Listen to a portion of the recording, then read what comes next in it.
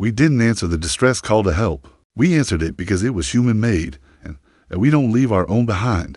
The stars above Caldera Sigma had long since died, their light drowned in the oily shadows of the Kuvari fleet. Spanning half the sector, the alien warships moved like tumors across the void, vast, silent, and sickeningly alive.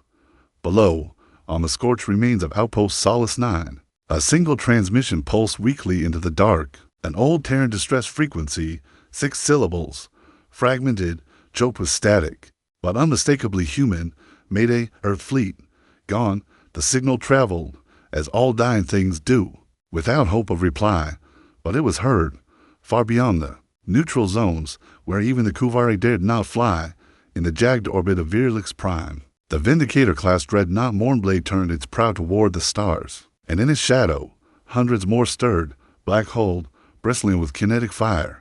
At time added rail spears and names carved in old Terran tongue: Valkyria, Honor-bound, Revenant. Never forget, they weren't called heroes anymore, not after what the galaxy saw at Rix, not after the treaties and betrayals. They were something older, something darker. Deathworlders and humanity was still listening. Alara Kent stood atop the skeletal remains of Solace 9's command tower, her Eva suit cracked, her oxygen bleeding slow. One arm hung useless at her side, the other held tight to the rusted aerial where she jury-rigged the beacon. With the last of the station's power, her breath fogged the visor. Her heartbeat ticked louder than the wind. Below her, the bodies of the last colonists lay buried in the ash drifts. There'd been 2,000 of them once. Scientists, farmers, builders, not soldiers, not warriors. The Kuvari hadn't cared. They'd come for the metals, the water, and the reminder: no human colony survives beyond the core worlds. But Alara wasn't dead. Not yet.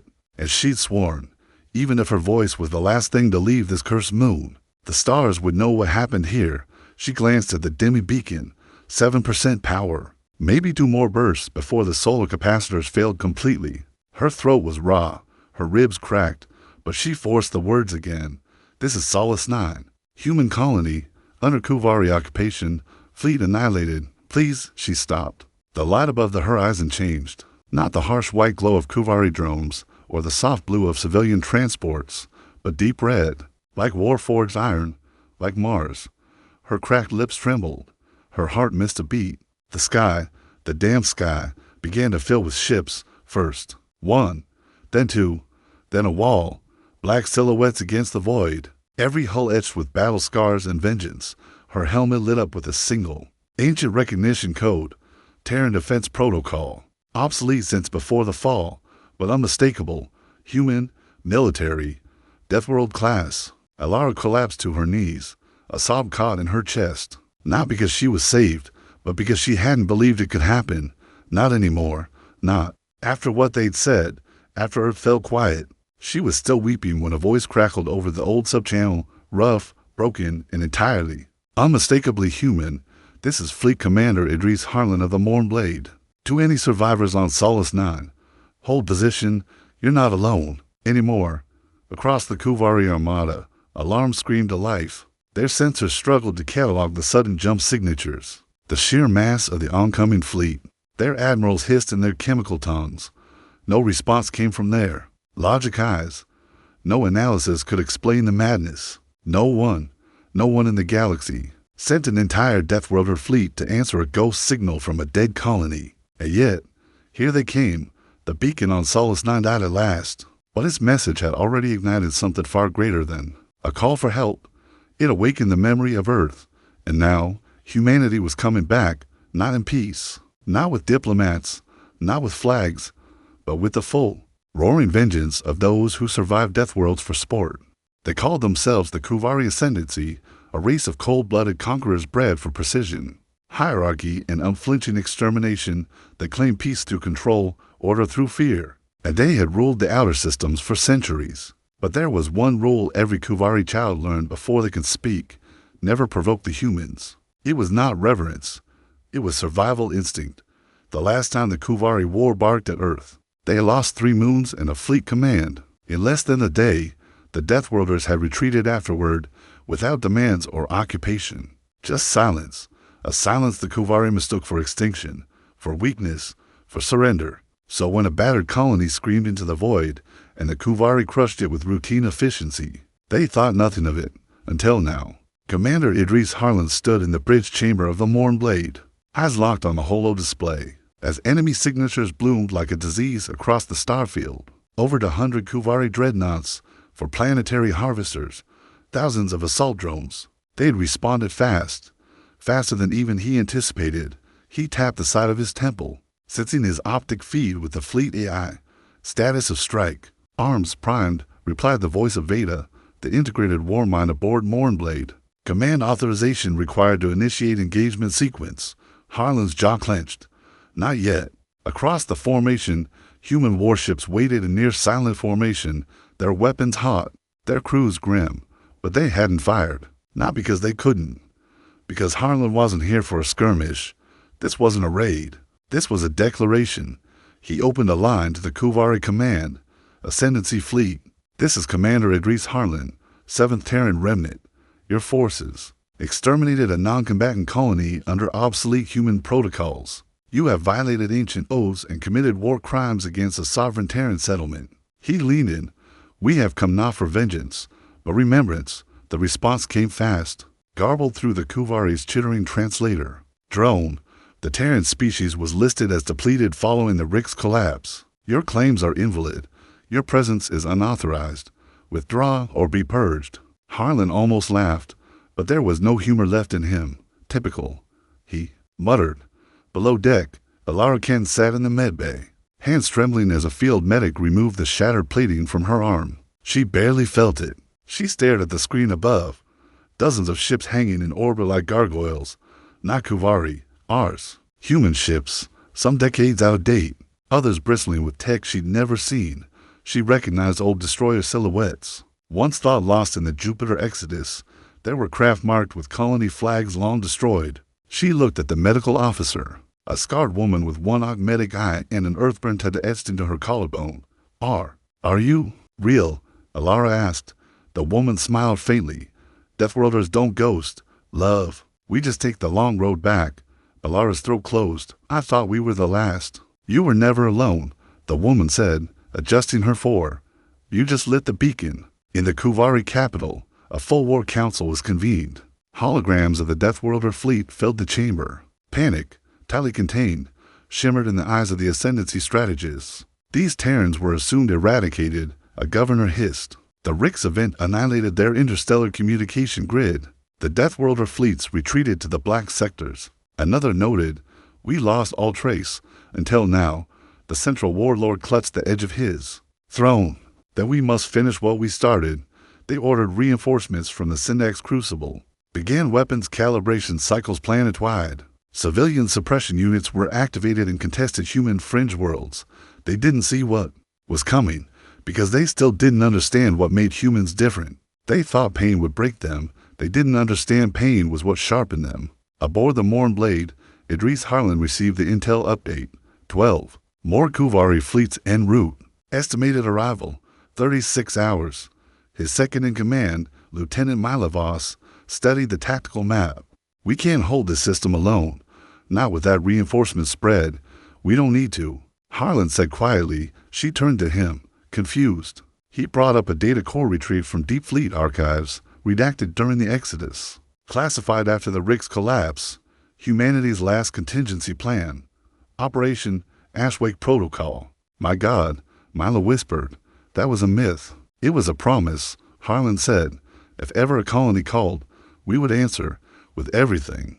The Kuvari didn't just provoke a skirmish. They'd reignited the species. The Kuvari never expected humans to hold. Their doctrine was clear, a species who bled easily, who fractured under loss, could never withstand a true siege. But humans didn't bleed the way others did. They remembered, and memory, to a Deathworlder, was a weapon sharper than plasma. The first retaliation came from Bastion Red, a station long believed scuttled after the Europa riots for 17 years. Its black box signal was silent, ghosted, buried, a tomb in orbit around the dying star Cygnus 5. Then, as the Kuvari reinforcement fleet passed through the system, a voice emerged, not from a warship, but from the dead bones of the station itself. A single word, Detonation. Bastion Red exploded with the fury of an antimatter well, not random, not desperate, but targeted. The blast wave disabled 6 Kuvari cruisers. In its wreckage, blackened hull fragments floated silently, each one etched with the old sigil of the Terran Defense Network. Not a signal, a message. You forgot we trap our own graves. On Solace 9, Alara Ken walked again. Her arm was now replaced with a sleek synth-frame prototype. Responsive, cold, and fast. She flexed the fingers and winced as the nerve sinks fired. Hurts? Asked Mila Voss. Leaning in the medbay doorway, a little.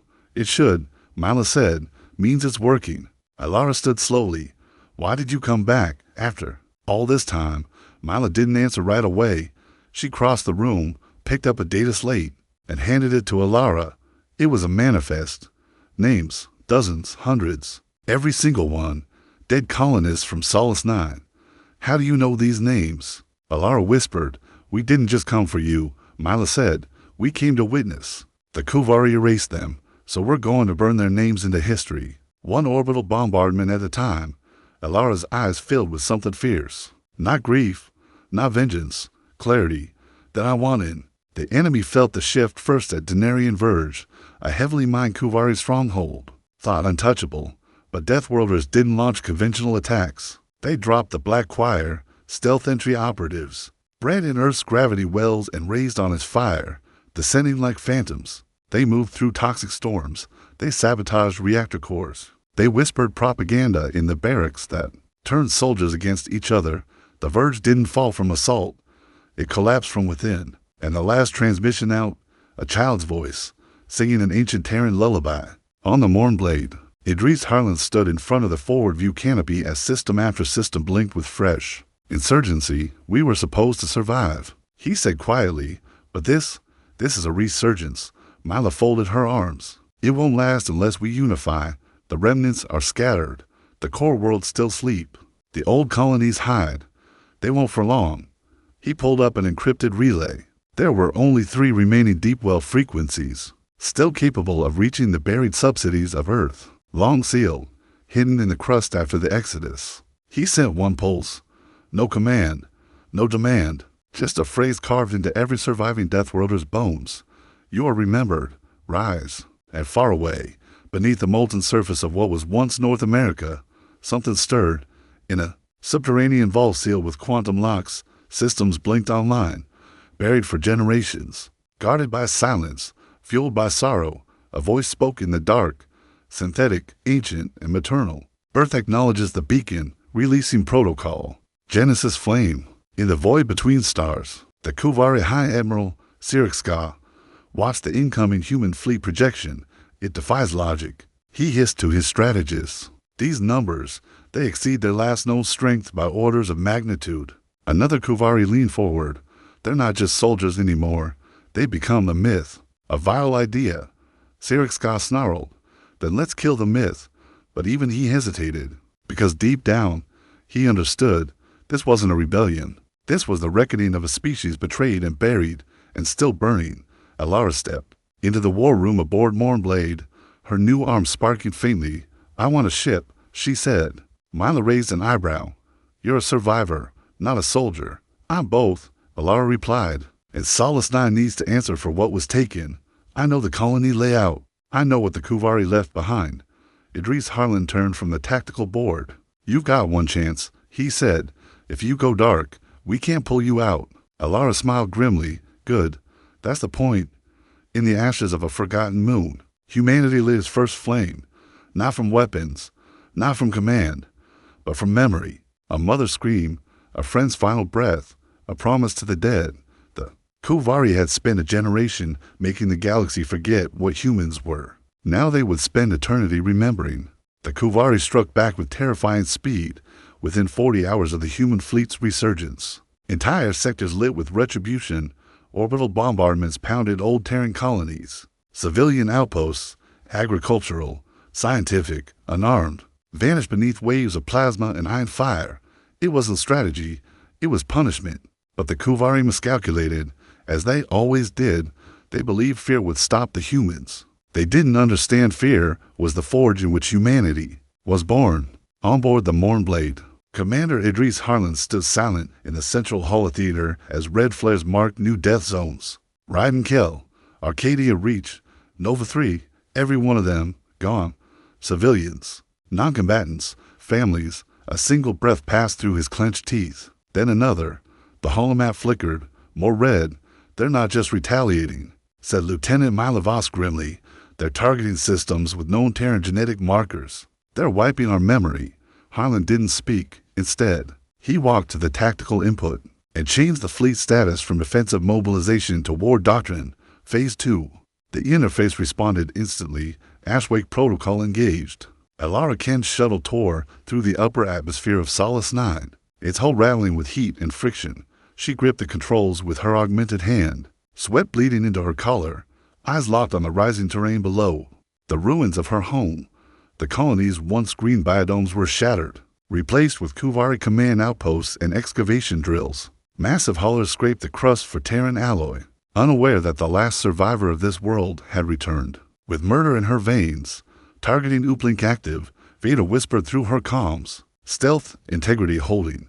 Alara landed the shuttle in the shell of a burnout hab unit. Her childhood quarters, ash crunched beneath her boots. A scorched drawing still clung to a wall. 3 human stick figures under a bright blue sun. She stared at it. She remembered the names. She remembered everything. And then she moved. Across the stars, the Kuvari flagship, Ultinex, activated. A sector-wide signal jamming field. In it, all Terran signals were scrambled. Supply lines cut. Communication silenced. The Mornblade reeled. We've lost relay with 6 battle groups. Mila snapped. They're isolating and severing our reach system by system. The fleet's blind. Barked a junior officer. We'll be torn apart if we can't regroup. Idris Harlan stared into the void. No, he said, we aren't blind. He reached into his coat and pulled a small, black object, no bigger than a stone, the Terran memory core, passed down from fleet to fleet, generation to generation, never replicated, never trusted to AI, manual, ancient. He placed it into the command console. The entire tactical map went dark and then rebooted in pure red. No signals, no coordinates, just names, each one, the name of a Deathworlder captain, each encoded, with ancient fallback patterns known only to the remnants. We don't need signals, Harlan said. We know how to fight in the dark. On Solace 9, Alara moved like smoke through the ruins of the colony's reactor core. The Kuvari guards, arrogant, slow, relying too much on biometric scanners, didn't see her coming. She planted 5 microflares along the cooling lines. Then she stood in the open, helmet off, hair whipping in the ash wine, face bare. A Kuvari commander emerged, confused, then furious. You live, it snarled. Alara said nothing. She simply lit the detonator. The reactor didn't just explode, it sang. The harmonic waves ruptured the entire drill infrastructure, collapsing the command outpost into a crater of screaming metal. As she fled into the hills, VEDA's voice returned to her ear.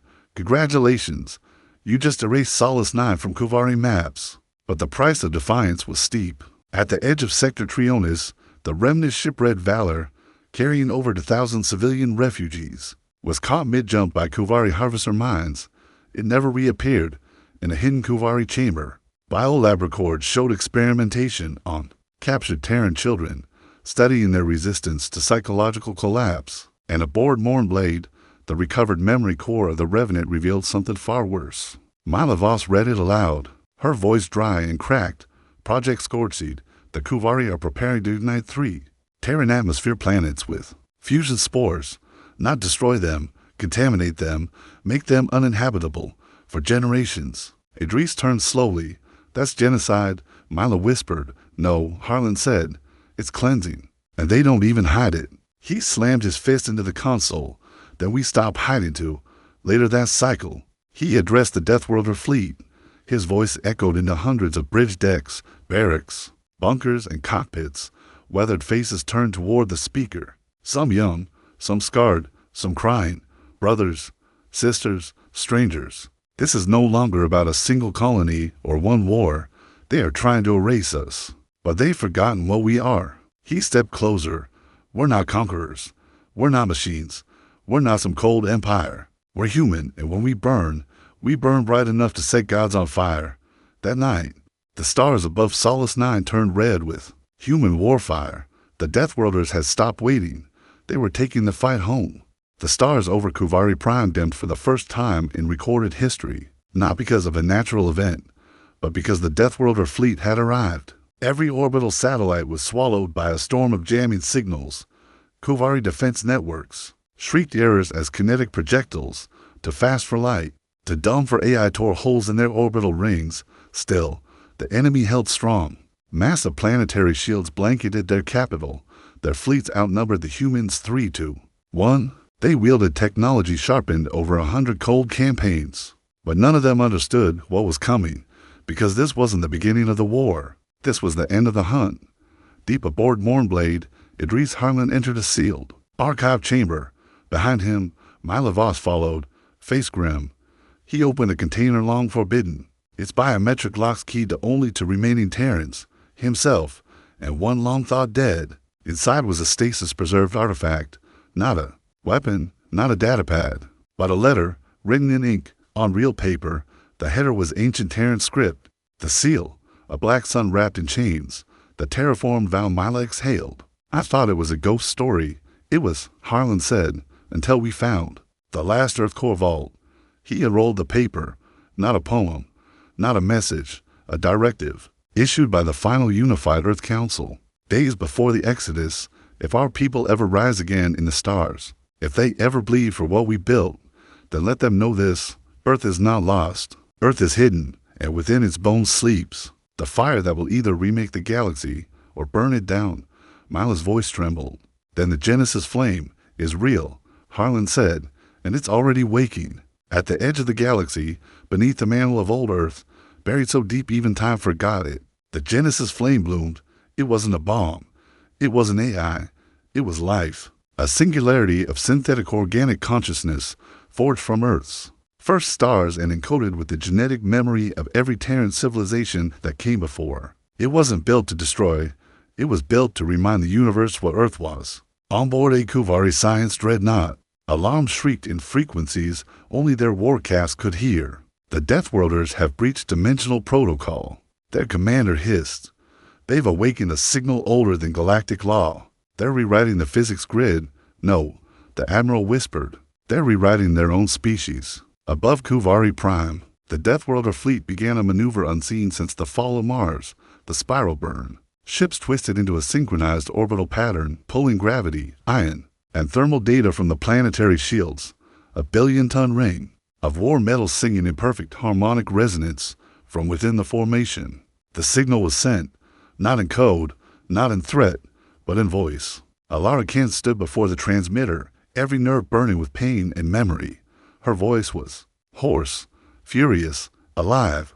To the Kuvari Ascendancy, we are not your slaves, not your animals, not your ghosts. We are the children of a death world, and we have remembered your sins. She held up a shard of Solace 9's broken soil, black with fire. You turned our homes into graves, so now we'll teach you what it means to bury something that fights back. At her signal, the fleet broke formation, and the Ashwake Protocol activated, not through weapons, through history. Every ship broadcast the names of the lost, colony by colony, station by station, on frequencies buried inside Kuvari neural pathways. Inescapable, deafening. The Kuvari screamed, not in pain, in confusion. The signals carried images, sounds, deaths, memories of the very humans they thought erased, now roaring inside their minds. They called it psychological warfare. Humans called it remembrance. But the cost was steep. The Valkyria, first ship in the spiral, took a direct hit from planetary railfire. It disintegrated mid-rotation. Captain Rourke refused evacuation, choosing to detonate his reactor against the shield's heart. It cracked, just slightly, enough for a breach, enough to make a hole. Idris Harlan saw it. Order the fleet forward. No retreat, he said. That breach is our future. In the chaos, Mila Voss received a transmission from Earth. Her eyes widened. Sir, it's the Genesis flame. It's speaking. Harlan turned. What's it saying? Mila read it slowly. 3 words. We are risen. Aboard every human vessel. The message echoed. And in that moment, across the stars, something fundamental shifted. The humans weren't survivors anymore. They were no longer remnants. They were awakened, a species that had died and now burned hotter for it. The Kuvari knew then, this war would not end in surrender. It would end in transformation or extinction. And for the first time in Kuvari history, the High Command hesitated. The breach in Kuvari Prime's planetary shield widened, a wound in their invincibility. The Deathworlders flooded in.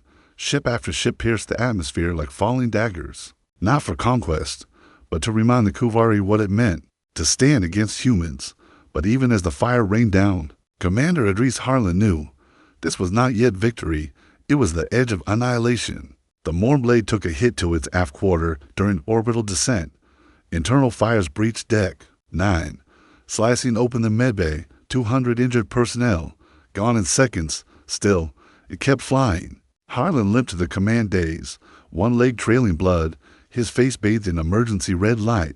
"We need more power in the forward thrusters," barked Mila, her voice sharp through the haze. "We reroute now," the engineer called. "We lose gravity control across the lower decks. Let it fall," Harlan roared. "We didn't come here to float. We came to drop like a goddamn spear." The ship screamed as the trajectory changed, and with it, so did the war. Far below, on Kuvari Prime, panic erupted. The Ascendancy's council chambers fractured in screaming debate. Every invasion model had predicted a quick human retreat. Instead, their enemy had turned into wildfire. A Kuvari war minister pounded, his claws into the table.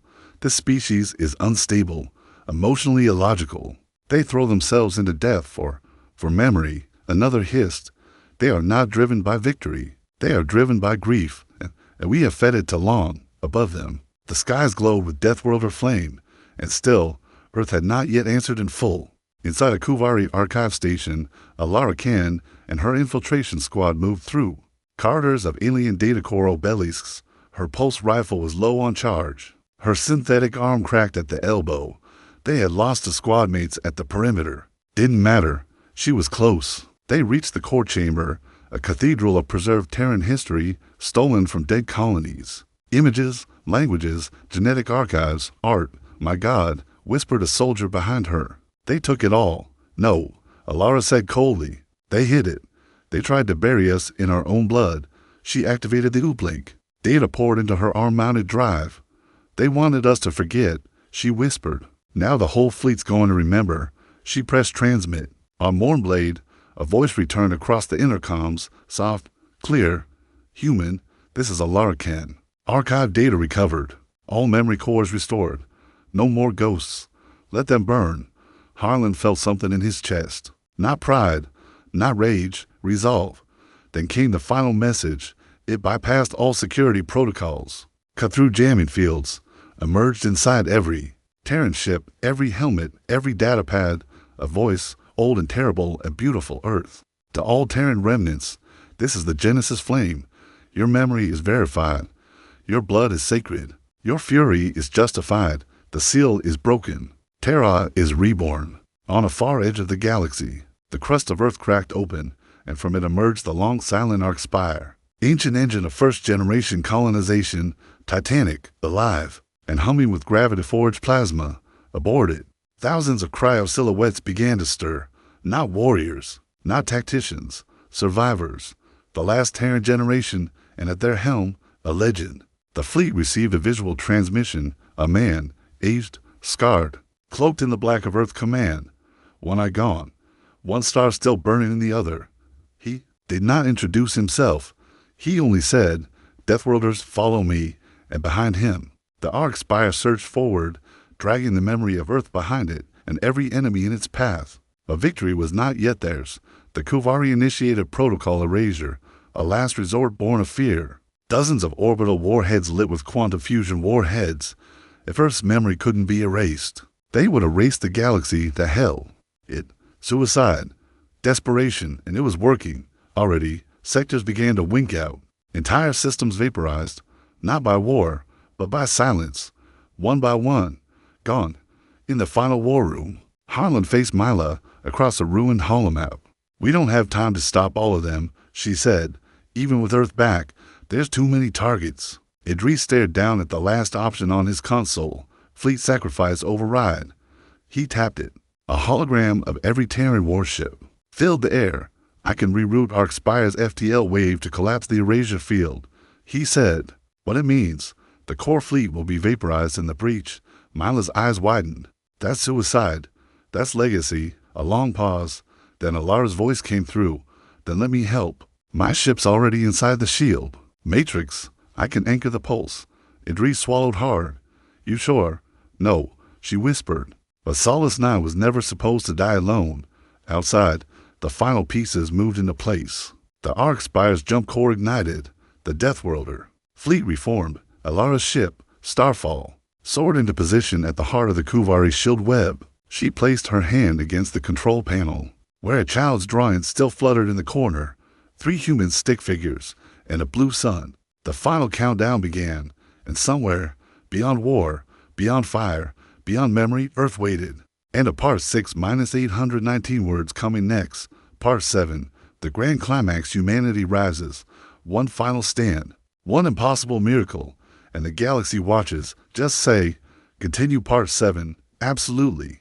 Here's Part 7. The grand climax of the HFY epic. Aliens regret that SOS humans sent an entire Death Worlder. Fleet approximately 800 words. This is where it all breaks, burns, and becomes legend. Part 7. The grand climax they didn't fear. US because we were strong. They feared us because we remembered everything they tried to erase. The skies over Kuvari Prime were no longer theirs. Black ships, ragged and flame-touched, screamed through the breach like wolves through a broken fence. Terror war banners flickered across enemy citadels, projected in molten red. The fleet moved not as soldiers, but as vengeance made manifest. And in the lead, the Morn Blade, teeth bared, eyes locked on the capital spires, roared toward the throne world. Commander Idris Harlan stood at the helm, every nerve wired with Genesis Flame interface, every memory ablaze in his hand. Alara's sacrifice opened the breach, he said into the fleet-wide channel. Now we finish what she began. No cheer followed, just silence, the kind before a storm. And then the Death Worlders descended, in orbit. Valkyrie's wake peeled. Off and slammed into the enemy dreadnought line. Instead of shielding, it deployed a memory shard. Not a weapon, but a record. The faces of fallen colonists from Solace 9, Rix Theta, Nova 3. Thousands of Kuvari soldiers saw them, children, elders, unarmed families. And for the first time in Kuvari history, entire squadrons dropped their weapons, not from weakness, but because they understood. In the throne chamber of Kuvari Prime, High Admiral Sirix watched his empire unravel from a golden command days. No species fights like this, he whispered. They die, they grieve, then they fade. But humans hadn't faded.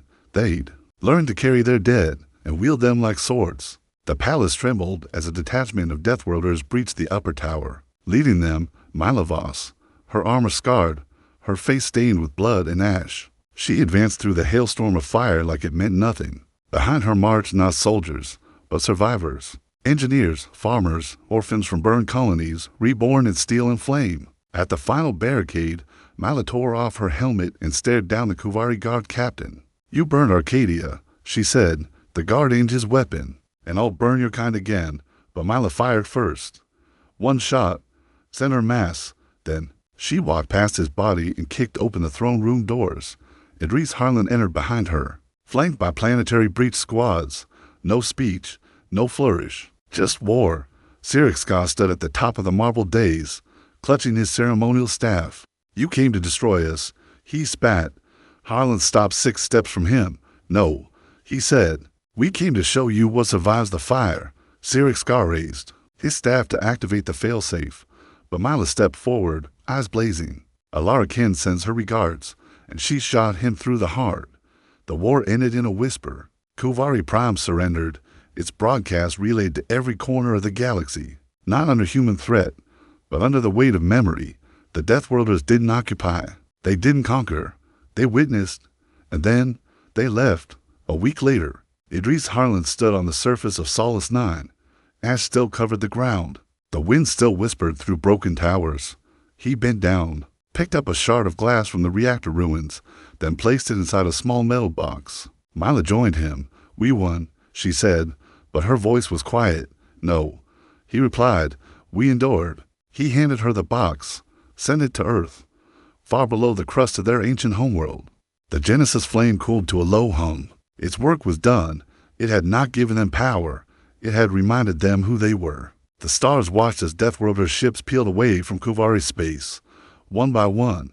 No colonization, no claim, only wreckage and a galaxy forever changed. And on a quiet channel, unlisted and nearly forgotten, the first message from Earth since the Exodus appeared to all human children among the stars. You are not forgotten. We are awake. Come home. The war ended without a monument, no treaty signed, no trumpet of victory, only silence, the kind that follows a scream too loud for history to hold. 6 months after Kuvari Prime fell, the stars turned quiet again, not because the Deathworlders vanished, but because they chose not to stay. They had come for memory, for the names of the lost, for justice no court could deliver, and once it was done, they left only a single message carved into the obsidian walls of the Kuvari capital. We are what you made us. We are what survived. Alara Ken's name was etched into every remnant registry, not as a soldier, but as a witness, the girl who rose from Solace 9, the survivor who turned grief into gravity. Her transmission from the Kuvari archives, BROADCAST across 100 systems, became required study in every human academy that followed, not because it inspired revenge, but because it reminded the species who they were. Idris Harlan retired the same day Earth's first skyport reopened. He stood at the edge of New Terra crater, watching the Ark spire lower its survivors into the soil of their home for centuries. Earth had slumbered beneath scar and silence. Now, children ran barefoot across its plains. They didn't know war. They only knew stories. And some of those stories were old uniforms and mechanical limbs, and smiled when asked, "Is it true you came from the stars?" The Kuvari didn't vanish. They remembered. What the Deathworlders showed them was not mercy. It was meaning. In their surrender, they abolished the caste war doctrine, burned their experiments, and for the first time in Kuvari history, they built a monument, not to themselves, but to the humans they had buried. It bore no weapons, no flags, only a single phrase, written in Terran common: "Forgive us," or "Don't, but never forget." Myla Voss never returned to Earth. She took command of the Valkyrie's Wake 2, patrolling forgotten sectors where old colonies flickered in the dark. She called them lantern runs, and wherever her ship appeared, humanity remembered a little more of itself. Her crew said she still carried the fragment of Solace 9's reactor core, a gift from Alara before the final breach. Some say she speaks to it when alone. Some say it answers. The Genesis flame was sealed once more, not as a weapon, but as a guardian, its last message stored in the crystalline vaults of old Earth. Read, you did not win because of strength. You won because you remembered why you bled. And so, Earth remembered. It remembered Arcadia's fall, the broken moons, the dark colonies. But it also remembered the laughter on Mars, before the collapse, the gardens in Jovian orbit, the promises, whispered into cryopods before the great silence. All of it, memory and fire, carved into humanity's bones. The galaxy, watching, did not forget either. Empires that once ignored humanity now measured themselves by their resilience. Children of distant species painted stars on their walls, 5-pointed, burning, and asked their elders, were the humans real? And always the answer, yes. And they never stopped burning. A century passed. In a quiet archive, deep beneath the rebuilt colony of Solace 9, a young historian found the final recorded words of Alarican. Audio only, glitched, soft, but real. We were born on a death world, forged by gravity, fire, loss. They thought that would make us fragile. They were wrong. It made us feral. You want to know what humanity is. It's remembering the name of someone who died screaming and carrying them into a war where you know you might die too. Just so the stars never forget they lived. The child turned to her mentor. Is it true that humans came from Earth and then came back? The old woman smiled. She wore a metal arm, scratched, ancient. Yes, she said, they came back. She looked up at the sky, and when they did, a pause, the galaxy learned what it means to be human.